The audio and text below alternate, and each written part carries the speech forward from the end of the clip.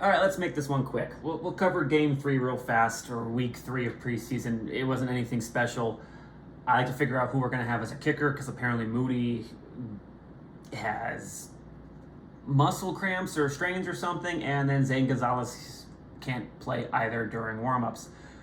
So let's hope we don't lose by a bunch of 3 points or mix extra points this season. Enough about that, though. Really, the game was nothing special. It is what it is. The guys who are making the team are making it. The ones who aren't. I'm not worried about this is the first string team here. Like I just mentioned a moment ago, kicker seems to be the cursed position this season. But hey, that's okay, as long as it's not anything else. But, of course, we need to talk about the big one. Trey Lance is no longer here, and that's what this video is mainly about, aside from that little Week 3 recap here. So, all right, Wednesday, it's announced Sam Darnold is QB number 2. Lance going to be QB number 3. I can imagine, like anyone else, taking something like that probably isn't the greatest thing to hear, and you take it in stride as best you can. Stories have come out since Wednesday. The timeline was Wednesday that happened there. Shanahan and Lynch, I believe, both announced that Lance would be playing against the Chargers on Friday. And then comes Friday, an hour or two before the game begins, Trey Lance is traded to Dallas. And more stories have come out now since then. Lance requested a trade after that.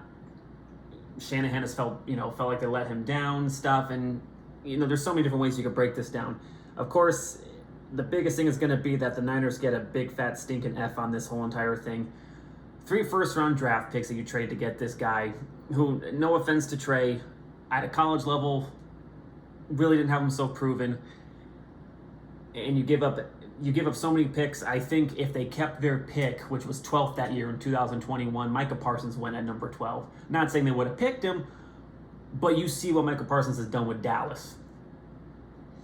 And him on that defense would have just even been a big step ahead there.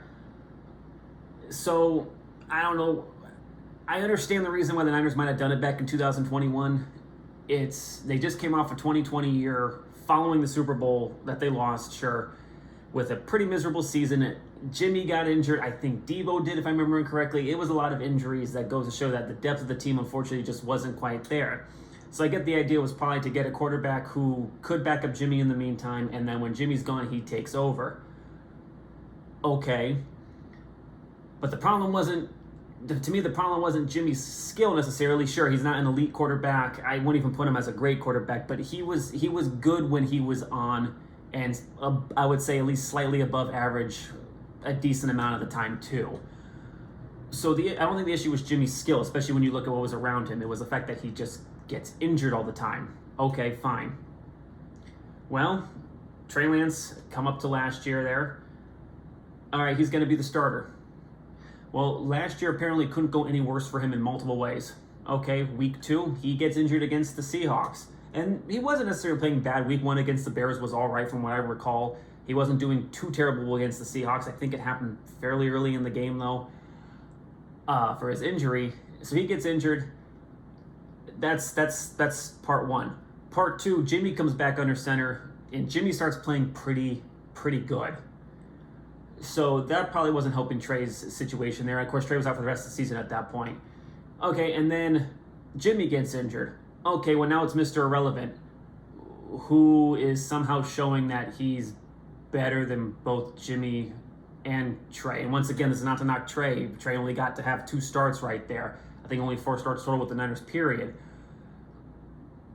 And yeah, you could sit there and say Purdy benefited from having Christian McCaffrey the whole time he was under center. Jimmy had a few games with McCaffrey, and the team in the second half of that season stepped up to no end.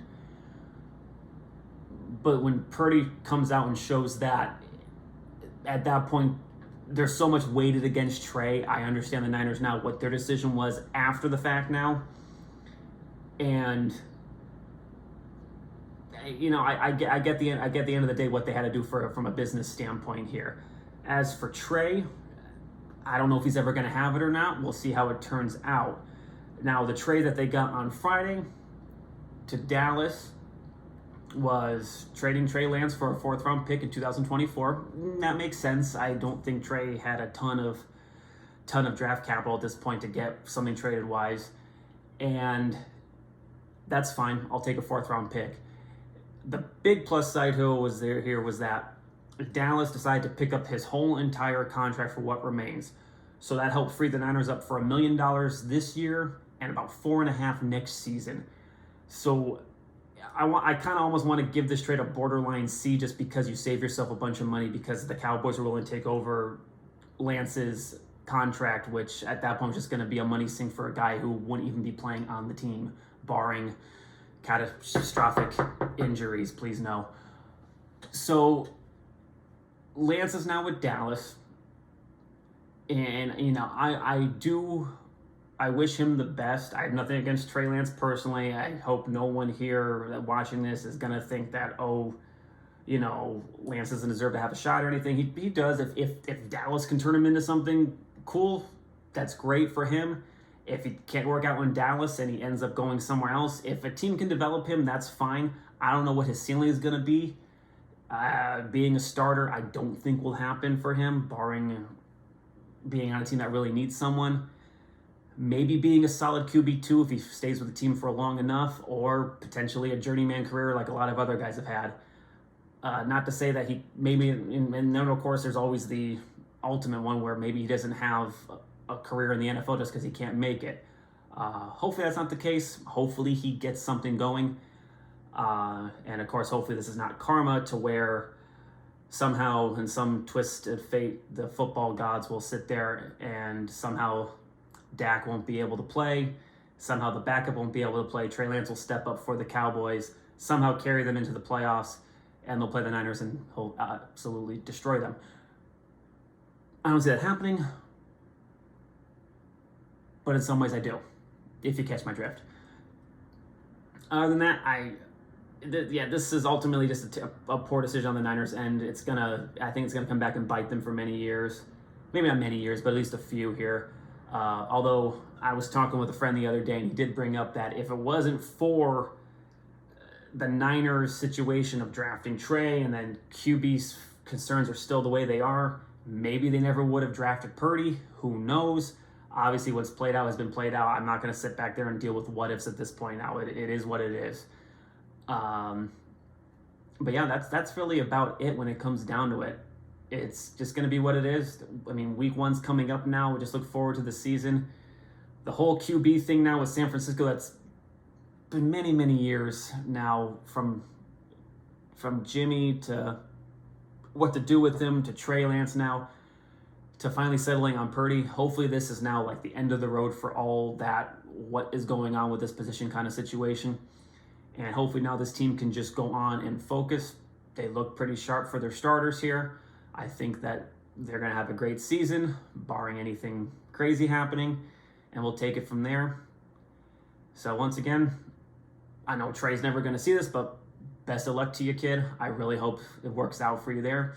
Thank you, everyone, for watching. I look forward to starting to recap each and every game this season in 2 weeks, recapping the Niners and the Steelers. Until then, everyone, take care, and I will see you next time.